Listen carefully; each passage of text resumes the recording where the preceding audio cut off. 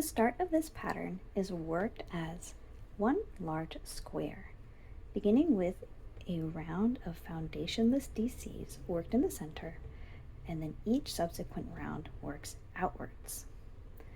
Now you can easily change the size of the neck hole simply by adding or subtracting 4 stitches from your start. So if you want a wider neckline, all you have to do is increase by 4, or if you want a smaller neckline to be tighter on the neck, you can subtract 4. As long as you're working in a base of 4 to make your square work, you're all dandy.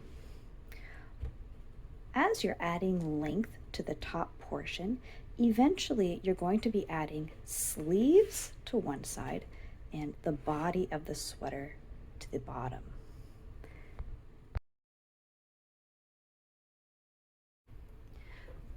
When you're working surface stitching, you are actually pulling your yarn through the back of your fabric. So you fasten on through the back and you're pulling loops through the stitches of your rows. These are just slip stitches, and you can make any shapes you want. I like these spiraling patterns, but you can do zigzags or wiggles or hearts, whichever shape you want to do. And you can see all I'm doing is pulling loops through the back of my fabric as I'm holding my yarn behind.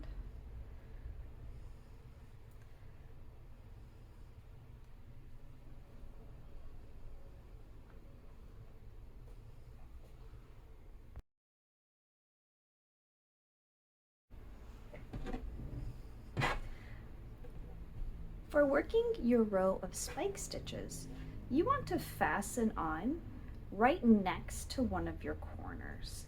It can be any of your 4 corners, but we're going to fasten on right at the beginning.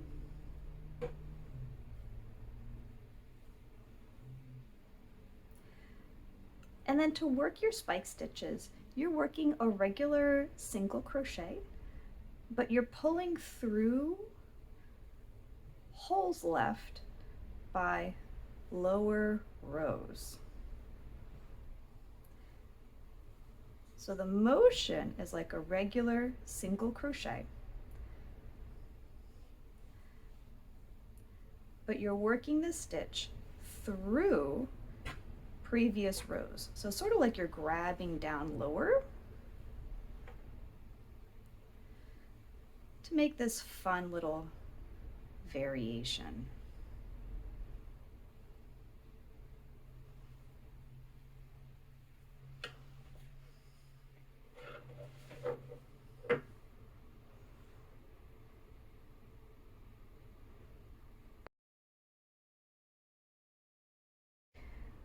Now technically you can cast off at any time to make your armholes.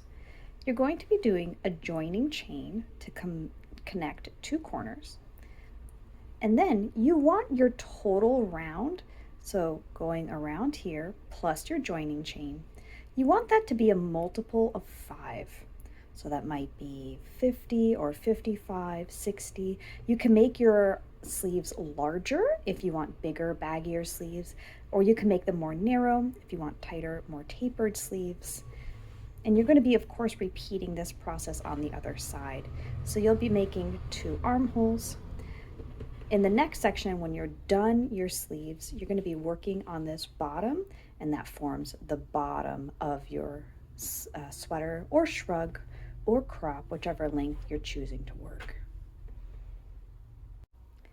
So here you can see I just made my joining chain to connect my armhole, and I'm not going to fasten off. I can actually just start my starting chain and go ahead and start working around my armhole. And that is just one less end to have to weave in.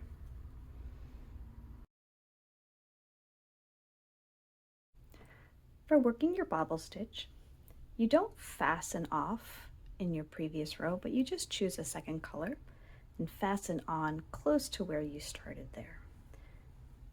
Now, your single crochets you're going to work in the back loops because we're going to want these front loops for hiding those stitches later. To work the bobble itself, you chain 1 and you DC 5 together all through the next stitch. That looks like 1, 2, 3, 4, and 5. Then you pull all through all 5 loops and you chain 1 again. You work 4 single crochets in back loops and you keep working your bobbles. Now when it comes time, so you imagine you've gone all the way around, you've worked all your bobbles.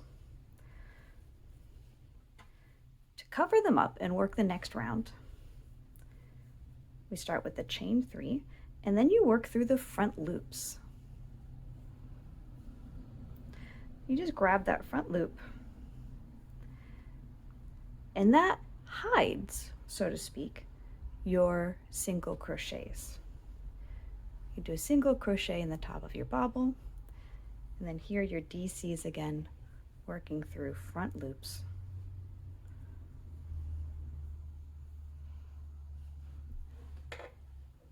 And that's your hidden bobble stitch.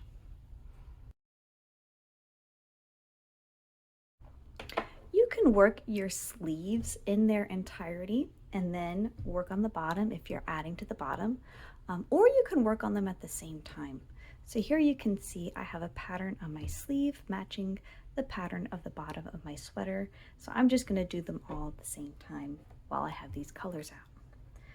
Now for working the bottom, you can see here's where I initially attached my sleeve.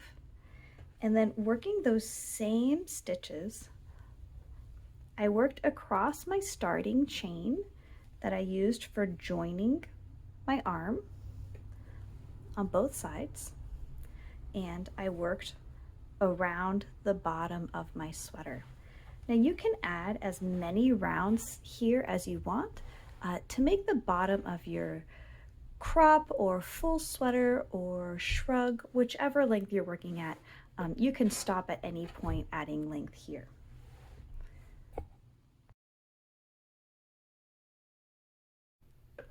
So with Catherine's wheel, it's worked over 4 rows, with 1 and 3 being the same pattern, and 2 and 4 also being the same pattern. So we are beginning with a single crochet. We're going to skip 3 stitches, 1, 2, 3. And in the 4th stitch, we're going to work 7 DCs, all in the same stitch. And it's going to make like a nice little semicircle. So here's 4, 5, 6, 7. You skip 3 stitches, 1, 2, 3. And there's your next single crochet. So we have 7 stitches, 3 SCs in between, and then I repeat that again. I'm going to skip 3 stitches, 1, 2, 3, and work 7 DCs into that 4th stitch.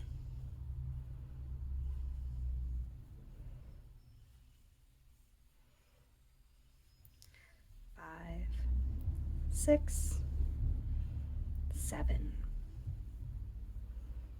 Skip 3, 1, 2, 3. There we go.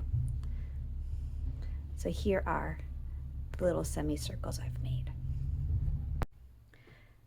To do the 2nd and 4th rounds of Catherine's wheel, you're going to first fasten onto the center of any of your 7 DC clusters. So that's the 4th stitch right in the middle of one of these semicircles. You're going to single crochet and then chain 3. 1, 2, 3.